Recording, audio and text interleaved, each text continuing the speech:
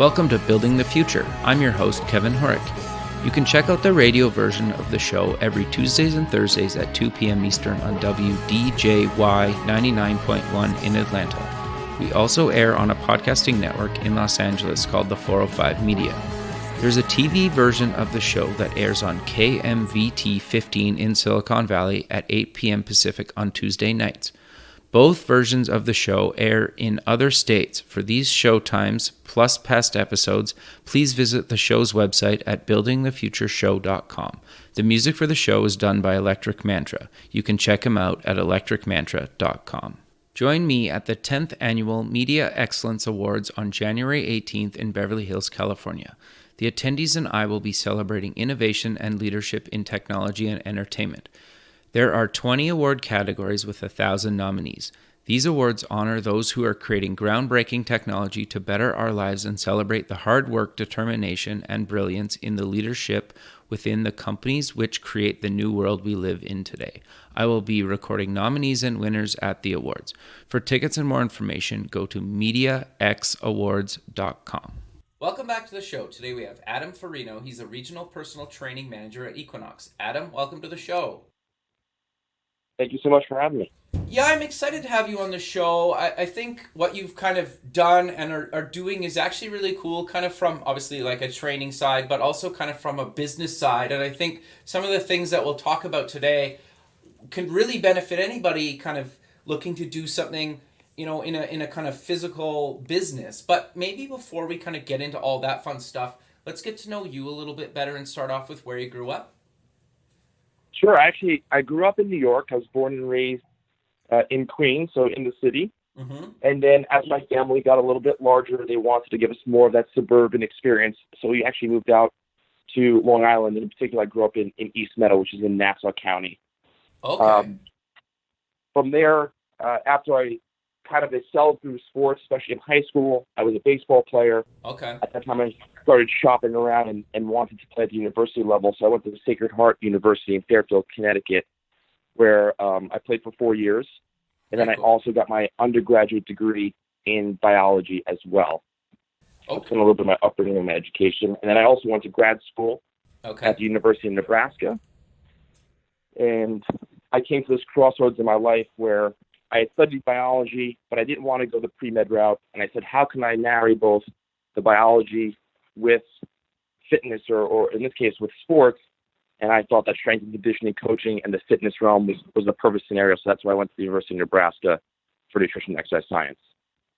Okay. No, that's interesting. So you graduate, kind of walk me through your career and maybe some career highlights up until kind of your current position now. Sure. Yes. So I originally started in sports performance. I was doing that for 2 years out of a small location in New Jersey. Okay. And then I was brought out to LA and started with the Equinox program back in early 2009. Okay. So I started as just a personal trainer. In these locations, you're responsible for building your own business. So I would walk around, talk to people, go over what their exercise programs have been up to this point, give them suggestions, and basically built my business from 0 clients to about 25. And in personal training, having 25 clients is a lot. Yeah, it seems like a lot. Most people are training multiple times a week. I've had people train, 5 or 6 days a week for an hour and a half a piece. But I've also worked with people that kind of want to do more of a check-in. They would train once a week. So I did that for about 9 months. But really, I wanted to dive into the business side of what personal training offered. So I was only a trainer at that location for about 9 months and got promoted to a fitness manager. And what their job responsibilities are is really the education. So my background was more on the sciences. So they thought I'd be a great fit for that position. And I really focused on exercise programming and how to customize programs based on someone's goals. I did that for 2 years. And then I actually got into the personal training manager role, which is more on the business side. And the club that I worked in was in West Hollywood, right on Sunset Boulevard there. So it's kind of like the mecca of fitness per se. I know people will say Gold's Gym down in Venice Beach is the mecca. Okay. But this is really more about health and wellness versus just a traditional bodybuilding culture. Okay. And I managed that location for about 5 years as a personal training manager, and we really increased the business there, almost doubled it. So to give you an idea, we were doing about $200,000 in revenue when I first took over. Okay. And by the time I went to open up my new location in Hollywood, we were doing about $450,000 in revenue. Oh, wow. So a little over. That's huge. Yeah, a little over 100% increase. So then I transferred over to Hollywood, had to hire a bunch of people. Okay. So we did about 150 interviews, found our 20 best candidates. We trained them for basically 2 months before the doors even opened. And then we started establishing the culture of that location, built that business up to do about 2,000 sessions a month, Wow. which is about $275,000 in revenue. And then I went over to the Miracle Mile location, which is just opened about 3 months ago, but it's already doing almost $150,000 in revenue. Wow. So I've been in locations where we had to kind of build the business and it wasn't necessarily in the best place, but I've also gone into locations and created the culture from the get-go.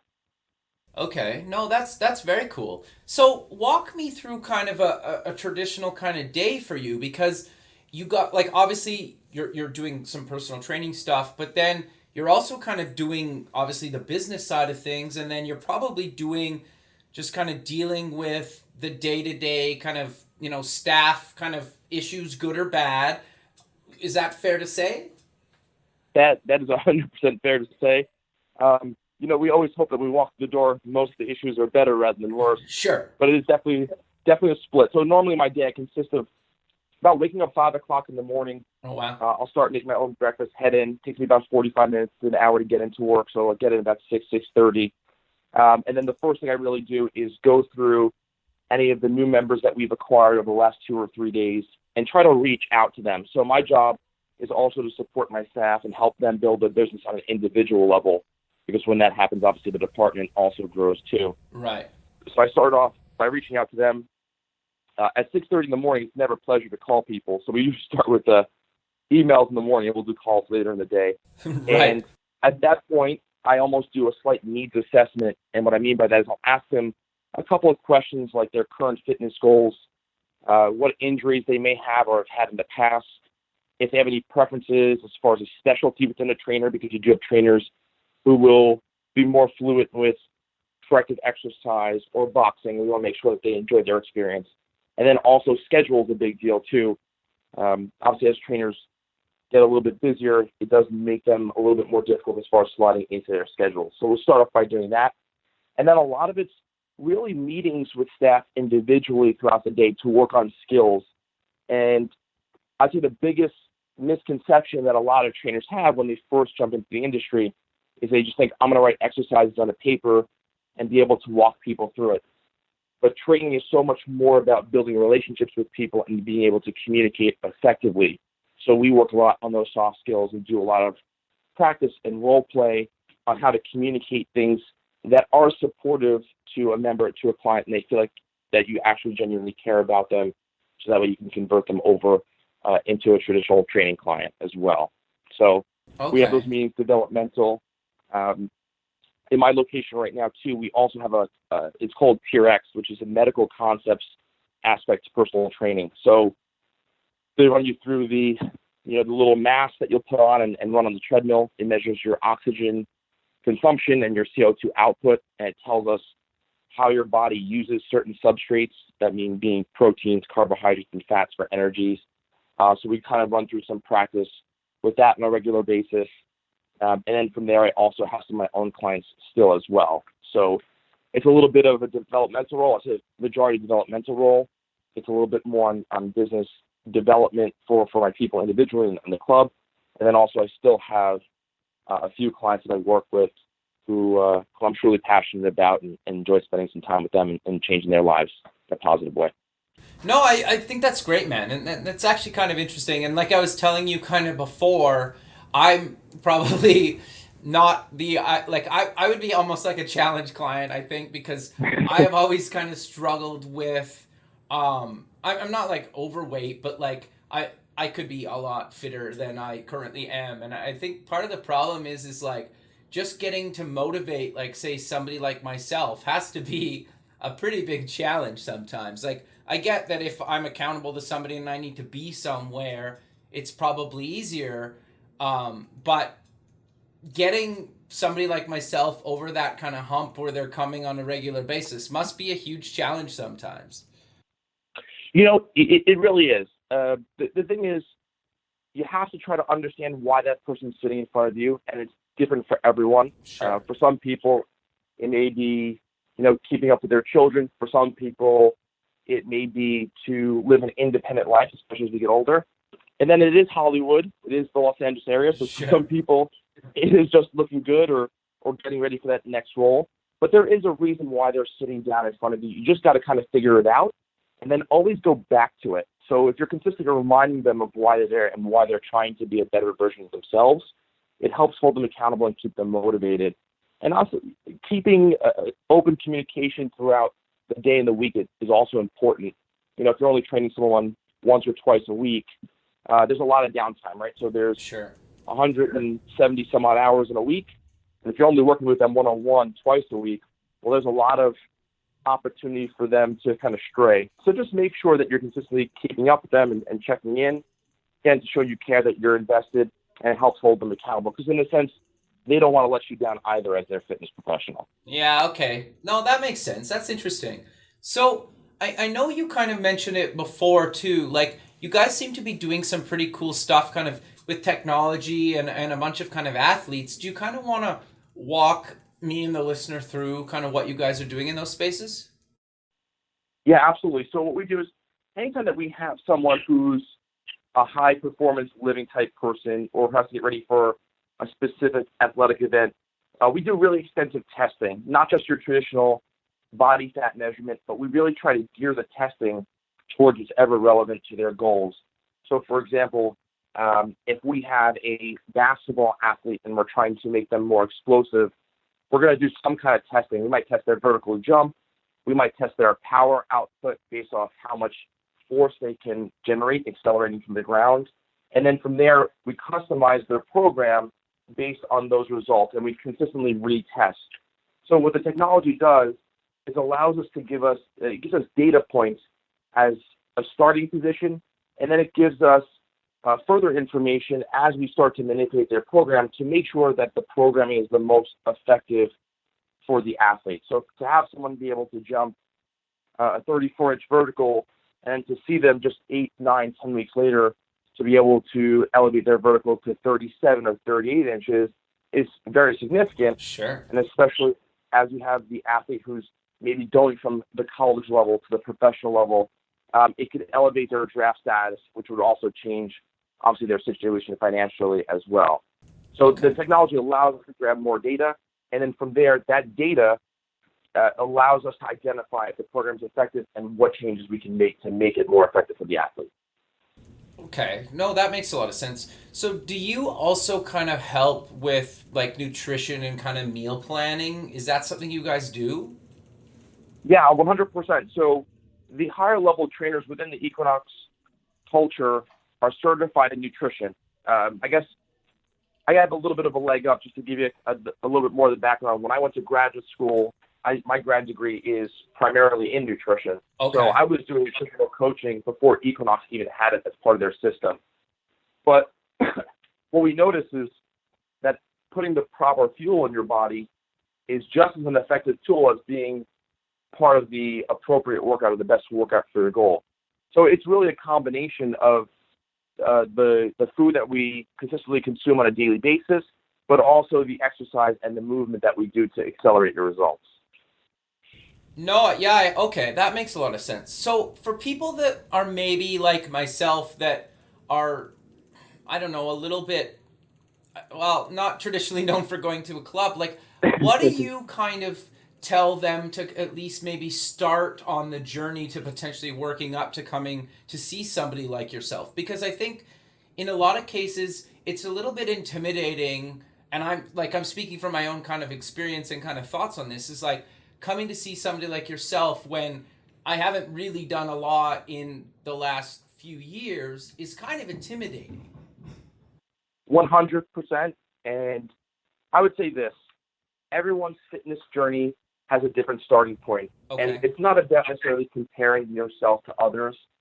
Just know that wherever you are at this point, when you do, let's say, hire a fitness professional, that you're going to elevate your fitness level, and you're basically going to get better each and every day that you're coming into a gym or if someone's coming to your home, whatever have you.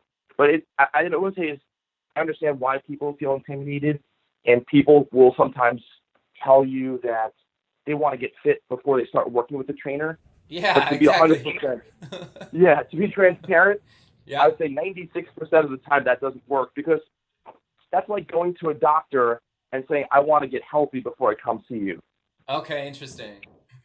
right? So the reason why you're seeking out that fitness professional is because they're going to create a appropriate program to get you to results. And I think trainers get the wrong mantra, they get the wrong, they're seeing in the wrong light, per se.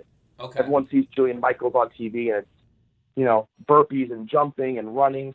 And that's not really true. You really have to customize the exercise program to the person in front of you. So if it's something where we have to work on just the bare basics, that's where we'll start. And then obviously we'll elevate you as your body starts to become more familiar with exercise. Okay, sure. So for people like myself that kind of work at a desk job, because a lot of people that are probably going to listen to the show are kind of probably work a desk job. Is there anything outside of maybe coming to see somebody like yourself a couple of times a week that they should potentially try to do throughout the work week, just even at their desk, or kind of just go for a walk during the day, or is there anything around that you could give kind of some advice on? 100%. So if you're someone that is sedentary throughout the day, getting up, whether it's on your lunch break, and just going outside and walking around either your building, your home, your neighborhood, just for 10 to 15 minutes a day can make a significant difference. Okay. What tends to happen is as we sit down, the areas around our hips and our hamstrings get very, very tight because our body gets accustomed to being in that position. So we basically want to take you out of your seat or Okay. take you out of a seated position, because it'll help your body move more effectively, and obviously increase your metabolism, the fact that you're out there burning some more calories. A stand-up desk is also a great, option as well if you're able to afford a stand-up desk, or Sure. just want to get out of the pattern of being seated all the time. I'd highly recommend that as well. So I'm curious to get your thoughts, because like there's a few stand-up desks kicking around the office that I work in, and I've had them at other offices. Some of them go kind of up and down, so you can like sit part of the day, stand part of the day. Do you recommend kind of switching it up, or do you say like if you have a standing desk, just stand? No, switch it up. And Okay. again, this is about what's comfortable for you. So if you're someone who's already accustomed to sitting for 8 hours a day, don't just go from being seated to being standing for 8. Just challenge yourself like you would if you were in a gym. So today I'm going to sit for 7 hours, but I'm going to stand for 1. Okay. And you do that for a full week. The next week, you sit for 6.5 hours, you stand for an hour and a half, and you basically build up stamina, because even though you're not moving, you are going to be burning more calories just by standing, and you're going to need to build a little bit of work capacity in order to do so. Sure. And it sounds like instead of just trying to go like standing 8 hours a day, 7 or 5 days a week, just kind of do it incrementally, right? 100%. Okay. People will tend to get burnt out, even if you're going into a traditional gym and exercise program. Uh-huh. You do not want to go from doing nothing to working out 7 days a week. It's you might be able to handle that for about a week or two, but most people will become inconsistent, just because the stress that you're putting on your body on top of other things that we go through in life, whether it's family, friends, work, it just adds to that stress. So Okay. people will tend to get burned out, and then they'll fall off. Yeah, no, that's fair. What are your thoughts on kind of like you read sometimes it was trendy maybe a few years ago, like either sitting on like an exercise ball or getting one of those like exercise ball chairs where like the ball sits in kind of like a wheeled kind of base and there's like a back. Do you have any thoughts on those?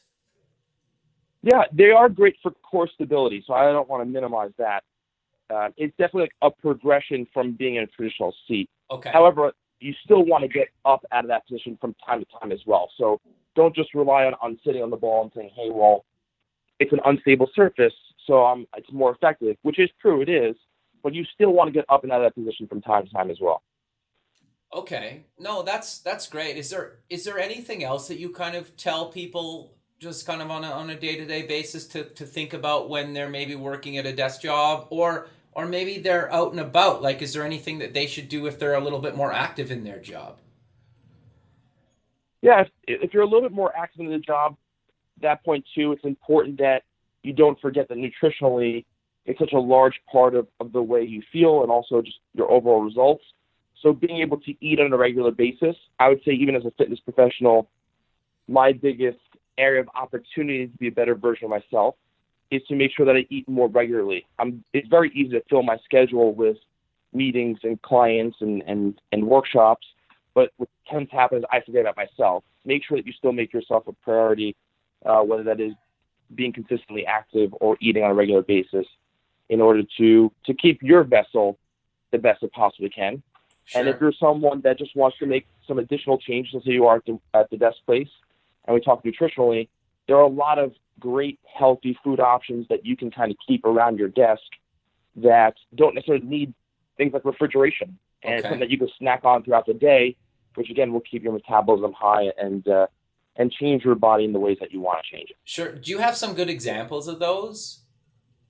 Yeah, trail mixes in particular are great. Okay. Normally they have a good balance of some healthy sugar with the fruit, but they also have nuts, which are higher in fats and higher in proteins. And fats will normally get a bad rap as well. Fats actually something that helps supply our metabolism with the right nutrients to make it more effective. Okay. So trail mixes are great. And then they also have, things like you hear a traditional, exercise or fitness enthusiasts talk about things like beef jerkies, or as natural as you can as far as like bars, supplemental bars. I really love Perfect bars in particular. They use all natural ingredients. Those are fantastic as well. Okay, no, that's interesting. The other thing that I'm kind of curious about is there anything that you kind of recommend, maybe either people that are active throughout the day, like at a job, maybe they're in construction or something, or somebody that sits at a desk, like, is there types of foods or food groups that they should maybe eat for breakfast or lunch that can kind of help them get through the day? Because I think sometimes, in speaking from kind of experience, 2-3 o'clock rolls around and you kind of hit that like wall where you're like, you need a coffee, or you're ready for a nap, or I can't be alone in that, right? A nap, believe it or not, is highly beneficial in the middle of the day. Okay. And I wish more companies would actually go to that, but they actually have come out with studies that if you only had 20 minutes, would it be better off if you spent 20 minutes napping if you really needed to sleep, or 20 minutes exercising? And the 20-minute nap was significantly more beneficial just for your body's recovery, but also just for your cognitive functions as well. As far as when it comes to eating throughout the day to keep you fueled, normally when we get into those early afternoon hours, like, yes, we do hit that wall. But what that normally tells us is that we didn't supply our body with the right nutrients throughout the entire day. Okay. So every meal, if I would kind of break it down and keep it as simple as possible, if you take a traditional plate and you would cut it into quadrants, the way you want to lay it out is one quadrant should be some kind of protein. So you have your fish, your eggs, your chicken, your beef, your pork. Another quadrant would be some kind of grain. So whether it be rice, quinoa, some kind of potato. And then the other half of the plate should be some kind of vegetable source. Okay. And I'm breaking it down a little bit more traditionally. No, it's good. To kind of marry it all together, you can make something like in the morning, which would be a egg and spinach omelet. So that gives you both your vegetable source, that gives you your protein source as well, and you kind of bang out both at the same time. So if you were to think about the plate, think about it in quadrants, and that allows your body the appropriate nutrients to sustain you throughout your entire day. Okay. And for people that maybe don't have, can't make like an omelet every morning, maybe during the week, is there something quick that you'd recommend that they could either maybe eat on the drive or their commute? Yeah, it's a little bit more difficult in the morning times because we tend to, just kind of get ready and go. In this case, having some kind of supplemental food is beneficial. If you have some kind of protein powder or something like that in the morning and add some kind of greens to it, that's always great. Okay. The other thing I would really suggest for people that are really on a specific time schedule and don't necessarily have the time to prep their own food, is there's a lot of great meal prep services that are out there that will do all the cooking for you. And then all you do is really have to put it into a microwave, or sometimes just even carry it with you, and you can eat it wherever you go, whether you're traveling or at home but just busy with the kids. Those are great options, and I highly recommend people look into those. Okay, no, that makes a lot of sense. And then I'm curious to get your thoughts on kind of dinner. Then we kind of covered the rest of the day, but like, what do you kind of recommend for dinner if you're kind of trying to live this healthier lifestyle? Yeah, so it's kind of very similar to the way we talked about cutting up the plate already. I try not to eat myself just too much red meat. There are some health risks associated with over-consuming red meat. So Okay. normally in the evenings, I'll do some either fish or chicken base as part of my protein. My vegetables, I guess the other cool thing about dinner time is to make your plate as colorful as pasta. So even by taking, if you go to a grocery store, you just see the cauliflower. Mm-hmm. You see your traditional cauliflower, which is normally a white color. But then you'll see a purple one, you see an orange one, you see a yellow one. And believe it or not, that color does supply different vitamins and minerals in your food. So you definitely want to diversify. Don't try to just eat the same thing repetitively, number one. It doesn't become monotonous, and you actually will maybe enjoy the food. And secondly, it does help vary the vitamins and minerals that you're already taking in as well. So it's kind of the same thing. You have your protein quadrant, you have your two vegetable quadrants, and then you have your green quadrant as well. No, okay, that's interesting. I know you didn't really mean what I'm about to ask, but like you mentioned kind of getting different vitamins from different foods. Is there kind of different vitamins that people should be taking kind of throughout kind of the day, or at least like once a day? And I get it's probably a little bit different based on kind of geographic location. Maybe you need to take more of something in certain parts of the year compared to maybe other places in the country, but is there kind of a general rule that you say like you should be kind of taking? Is it like a multivitamin daily or vitamin D or a combo, or what do you kind of recommend there? Yeah, for males, males are a little bit different. Males will be more a traditional multivitamin. We Okay. do a pretty good job of supplementing through our food. But for females, their profiles are slightly different. So what we also want to do is think about longevity factors. Women do have a higher risk of osteoporosis. Okay. So consuming some kind of vitamin D supplement and some kind of calcium supplement would be super important. And then also women tend to be more anemic than men, so they do lose iron. Okay. Having some kind of iron supplement would also be beneficial. So for males, traditional multivitamin. For women, you would have your multivitamin, an iron type of supplement, and then a vitamin D and a calcium supplement.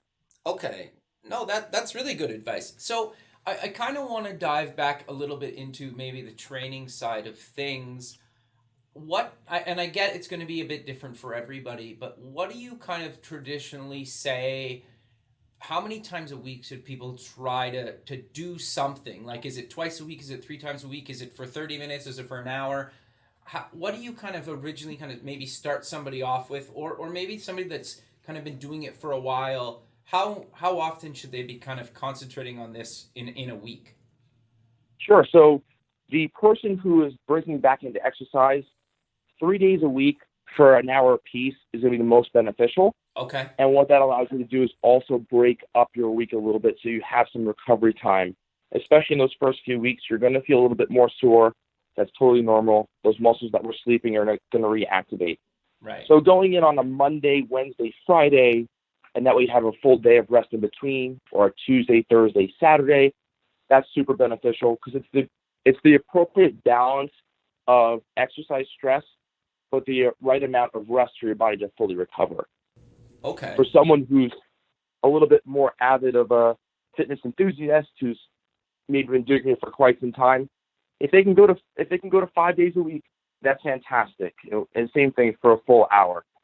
What people tend to do, especially as they've been exercising for quite some time, it's almost the opposite problem. They tend to overdo it, and they don't allow their body to recover. And that could be just as detrimental to someone's fitness results as someone who doesn't necessarily commit to going into a gym or commit to being active on a regular basis. Yeah, no, that's actually really good advice. Is there a better time of day to potentially like go to some place like Equinox and actually work out? Like, is the morning better? Is lunchtime better? Is nighttime better? Because I know there's even gyms that are open like 24 hours. Like, is there a good time of day, or it doesn't really matter? If it was a client sitting in front of me, I'd always recommend coming in prior to work. Okay. Because it also tends to make them more effective throughout their day, make their day more efficient. Okay. However, you also have to understand that people have lives outside of just exercise. So really, if you can get in whenever you can get in, that's the most important thing. If you can optimize it by coming in before work, if it's possible, then that's even better. But just get in when you can. Okay, no, that makes a lot of sense. So I'm kind of curious to get your thoughts on where do you think kind of the industry is going? Because it seems like, and I'm coming from kind of the more technical side of this, like you see advertisements for, treadmills at home where you can like work out with a trainer on like a screen in front of you, and, it's synced to the internet and your apps on your phone. Like, do you see that kind of trend coming and more technology coming into kind of the personal training fitness space, or where do you kind of see the industry going? Yes, you definitely see that happening. All the equipment that we have now is integrated into some kind of technological piece, whether that's an app to track your progress, or you can even actually use a QR code and just scan your phone there, and it will pop up on how to demonstrate and how to use the piece of equipment. So we definitely see technology being more and more integrated into fitness. Okay. There's now a lot of online coaching as well. Mm-hmm. So if there's someone that necessarily can't make it into to a gym, into an Equinox, you can actually just download a program, for a couple of bucks a month, and it will give you the guidance that you'll need in order to be successful. So we definitely see technology being integrated more. And for a fitness professional, I love it because it's data, and training to a certain degree is science. So the more data we have, the more that we can actually customize your program and challenge you in an appropriate way. So yeah, technology, it's growing. We see it coming into the fitness market, and we don't expect it to slow down anytime soon. Okay. Do you find that like something like gamification or trying to get like a workout buddy or a few of you to kind of go together, does that stuff kind of help, or is that kind of an old kind of fad? No, it works. And you see it more on a traditional basis with something like a CrossFit. Okay. The reason why people love CrossFit is because they like being in that social environment. Okay. So at Equinox, we actually have a group class, and it blends technology and competition or gamification. It's called the Pursuit, and basically all the bikes within our spin classes are linked to a screen in front of you. And based on your performance, you will see your dot, which represents your bike, either climb on the screen or it'll come back down towards the base of the screen, depending on how you are competing against other people in the class. And I guess the other great part about that is it's not only just you versus everybody, but during certain games, it will team you up with other people in the class. So it gives you an opportunity to encourage others, especially if you're an ultra competitive type person. It does motivate you, it pushes you, and it gives you that social support that people enjoy. Sure. Okay. No, that's interesting. So I was kind of looking like on your guys' website. You guys have kind of locations, well, throughout North America. Do you maybe want to highlight some of the locations that you're a part of, and maybe in some big maybe state markets that people can actually go to an Equinox and actually try out kind of everything you guys offer? Yeah, so we are we have 92 locations as of right now, and we are primarily in the United States, but we also are in Canada as well, mostly in Toronto and Vancouver. So if you live in those areas, go check out an Equinox. And then we're also overseas in London as well. Okay. So very cool. all the major metropolitan areas, we have New York, we have DC, Boston, Miami, Los Angeles, San Diego.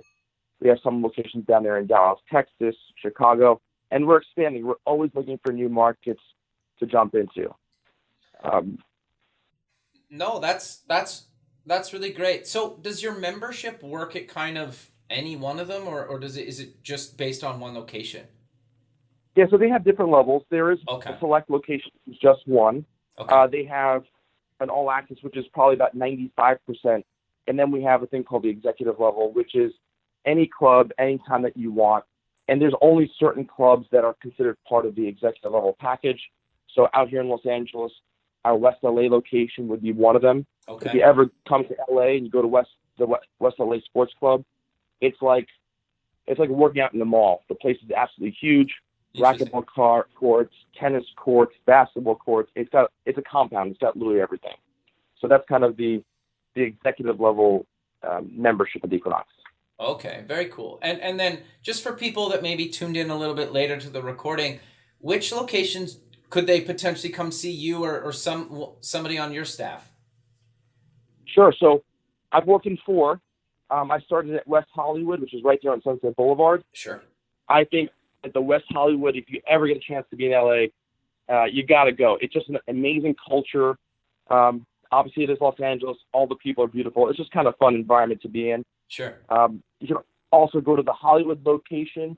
Hollywood's at a completely different feel, a little bit more nightlifey, a little bit grungy, but super cool.